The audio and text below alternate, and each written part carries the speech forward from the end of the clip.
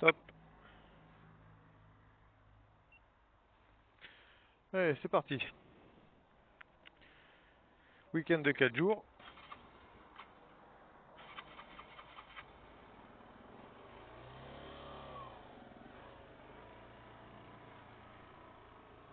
Week-end de 4 jours.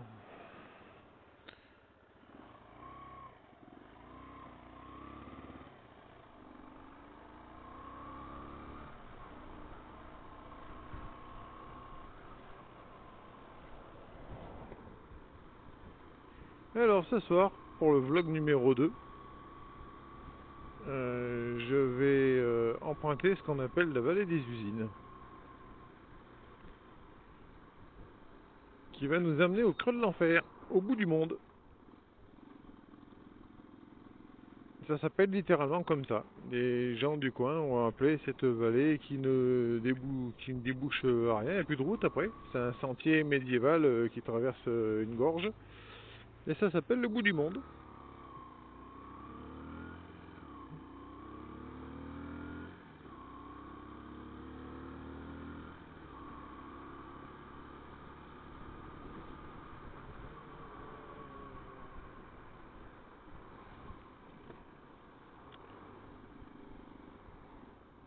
Et donc on va aller voir ce qui se passe au bout du monde.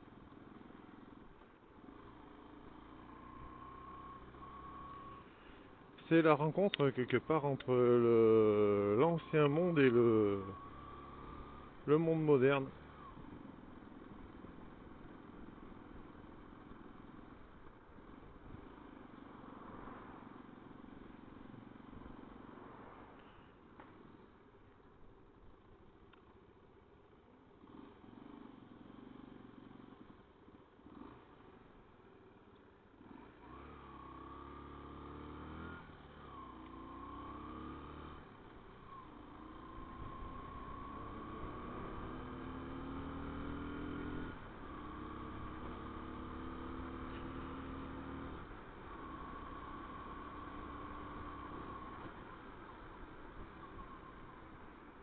En fait, dans cette usine, il faut se rendre compte que c'est l'électrification de la vallée qui a fait que, au fur et à mesure, se sont déplacées les populations et les usines là où était bien sûr la modernité. Ce qui nous laisse désormais une vallée complètement à l'abandon, rendue à la nature pour une grande partie.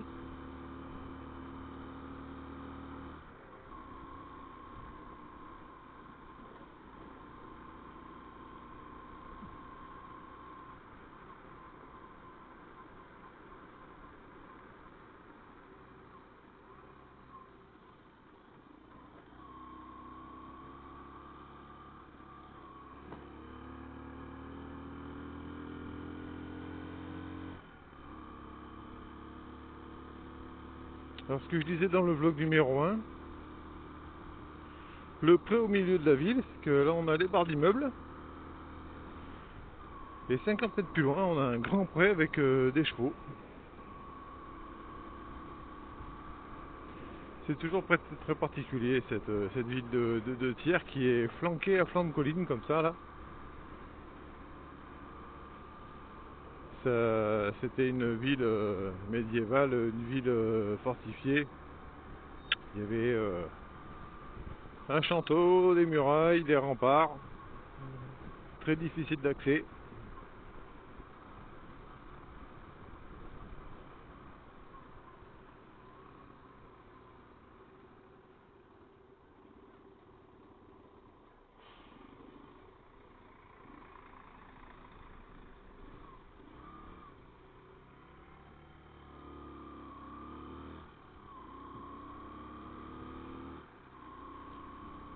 L'avantage de la moto, c'est de pouvoir faire ce petit move.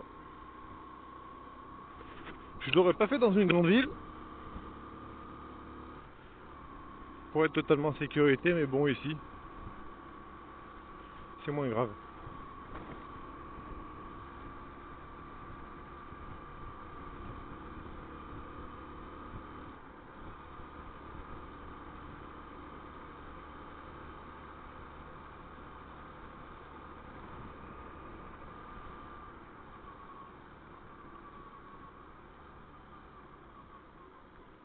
Ça va me permettre d'apporter une précision historique à mes explications de ce matin. C'est que,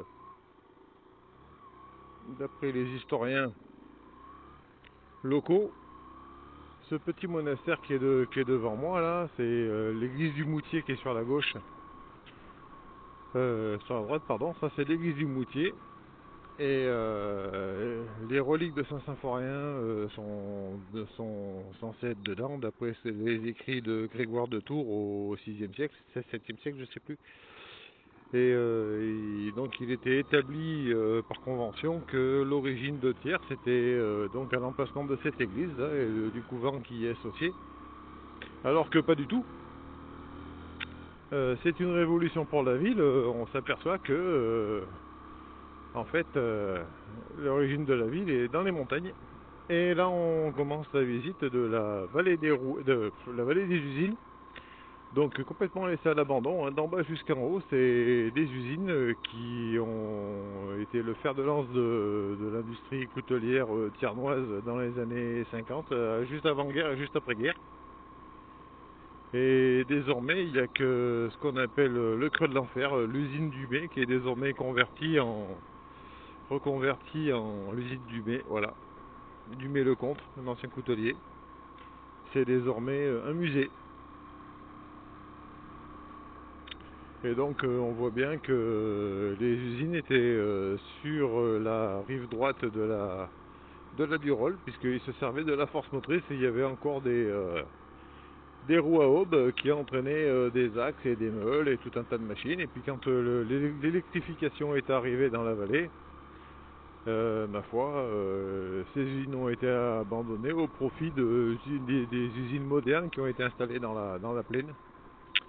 Voilà, ce genre de maisons totalement laissées à l'abandon, des maisons nobles, et qui risquent même maintenant de s'effondrer, hein. La municipalité a des gros soucis d'être obligée d'établir des périls de danger imminent parce que les propriétaires les entretiennent pas. Certains sont même propriétaires par héritage, mais ils savent même pas de quoi, et puis quand ils voient les taxer, ils préfèrent les laisser dans cet état-là, et en dernier recours, c'est toujours la mairie qui est responsable s'il y a un caillou par terre qui vient de la... Ça c'est fréquent. Des cailloux qui tombent au sol comme ça, là, ça c'est très fréquent parce que, ben voilà, la montagne s'érode. Il y a encore une usine dans la vallée.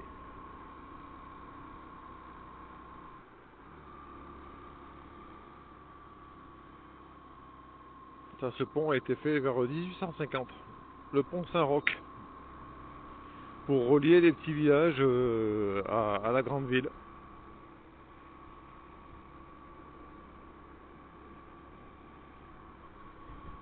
Et là, je passe... et je vous en montrerai plus. Sur ma droite, là, il y a un pont en dessous qui s'appelle le pont Vieille. Et je ferai une vidéo sur le pont Vieille plus tard. Pour bien montrer ce que ma petite association a réussi à faire avec ce petit pont de pierre qui date de la fin du Moyen-Âge et qui était à l'époque où il n'y avait pas cette route départementale ici, là, sur laquelle je me trouve. Pour aller des villages en face jusqu'à la grande ville, là, il n'y avait que ce petit pont en pierre comme axe de transition, on va dire. Et comme les gens étaient ou à pied, ou à dos de mulet, ou à dos de cheval, ils prenaient ces petits ponts en pierre.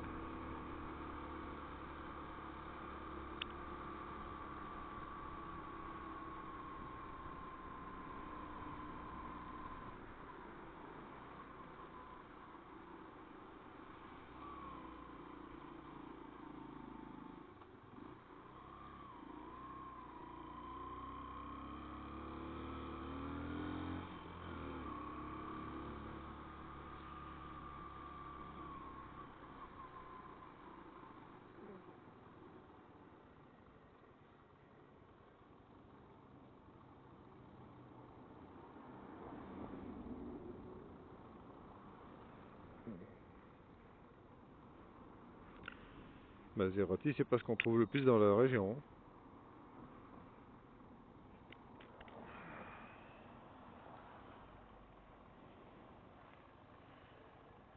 Ah là là, 4 jours, oh, ouais, ça va faire du bien.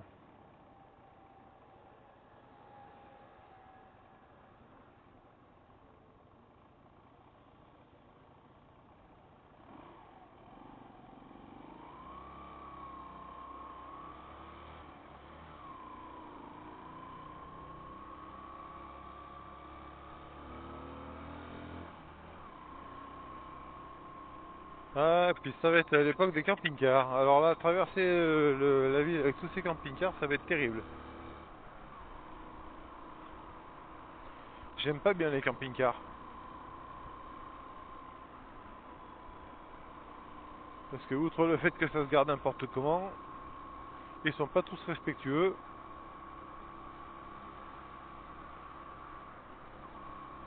Et en général, ils se gardent devant mon garage et puis ils dorment.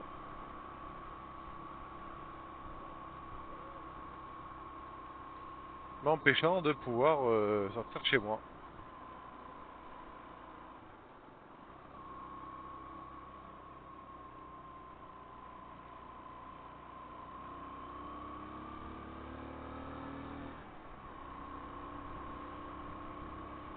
Cette petite ville ouvrière, c'est le paradis des investisseurs si tant est qu'il y en ait, parce que là chez nous on peut être propriétaire à 20 000 euros. Habitable, hein. Habitable avec des travaux bien entendu, mais une petite maison comme ça mitoyenne au bord d'une nationale, parfois avec des dépendances, voire un garage, c'est très accessible parce que c'est abandonné. Et tous ces grands garages qu'on voit au rez-de-chaussée des maisons, c'est parce que comme c'était une cité coutelière, eh ben en fait il rentrait des véhicules quasiment dans toutes ces maisons, il y avait des ateliers de montage de couteaux. C'est pour ça qu'ils ont tous des garages comme ça, des grands garages. Et derrière ça trahit d'ailleurs des petites cours intérieures. Et dans ces maisons, il y avait les ateliers au rez-de-chaussée. Ils se faisaient livrer les lames de couteau, les mitres, les manches, les lames, tout ça. Et ils faisaient du montage du montage, de l'affûtage, de l'émouture, de couteaux. Il y en a plusieurs centaines, hein. C'est pour ça qu'il y a autant de maisons qui sont équipées de grands garages comme ça, et ou d'ateliers. Celles qui n'ont pas de garage ont souvent une sorte d'échoppe, comme une devanture qui s'ouvre, une grande fenêtre, une grande ouverture,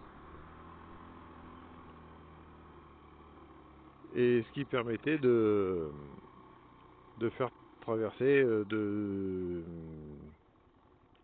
Je suis perturbé, là, ma moto s'était un petit peu emballée dans les régimes. Ouais, ces maisons avaient des ouvertures.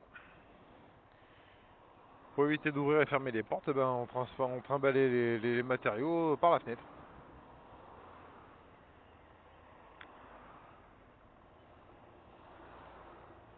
Moi-même, dans la maison, j'ai deux ateliers et une ouverture, ouais, comme si une petite épicerie, quoi, en fait. Une grande ouverture avec des volets battants, là, et c'était pas c'était un atelier de montage et de polissage de couteaux. Et la maison de mon voisin, pareil.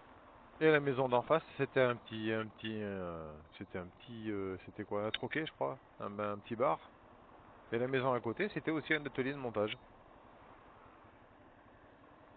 On se rend pas compte de l'activité commerciale artisanale qu'il y avait dans cette ville il y a 50 ou 60 ans. Ça devait grouiller de monde.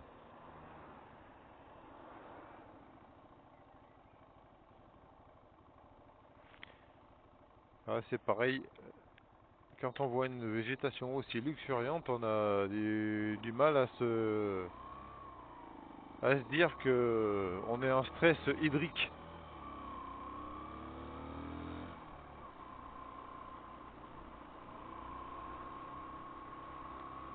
Il n'a pas plu de tout l'hiver.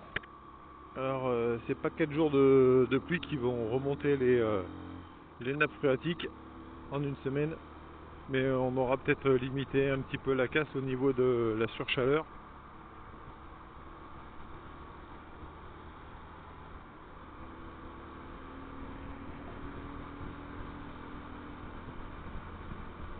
Eh ben, ça se voit que c'est un week-end de 4 jours, hein, ça roule.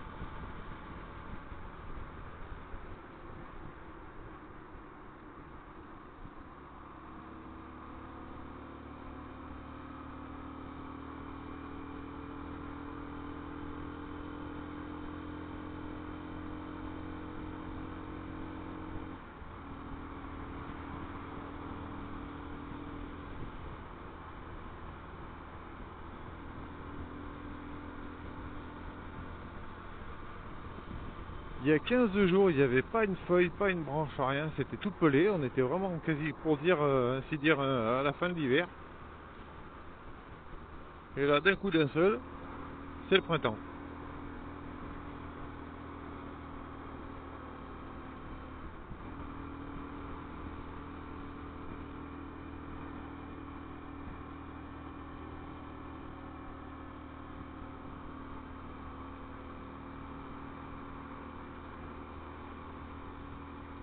C'est difficile de faire croire, enfin, c'est difficile de faire croire, c'est difficile de faire comprendre aux gens qu'on est déjà en sécheresse, hein. Quand on voit la réactivité de la nature, dès qu'il y a 3 jours de pluie, tout de suite c'est vert, vert clair, vert foncé, c'est presque jaune.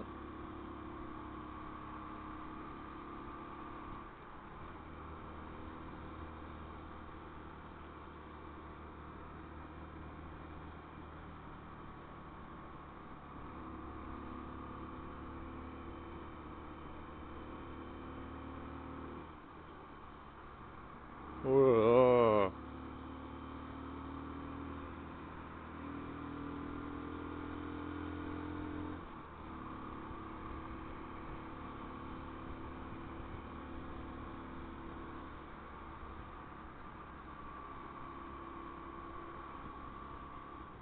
Bon, et ben voilà, fin de la balade et de la visite. On va aller trouver la petite famille, le chien, se reposer et mettre fin à ce vlog. Bonne soirée.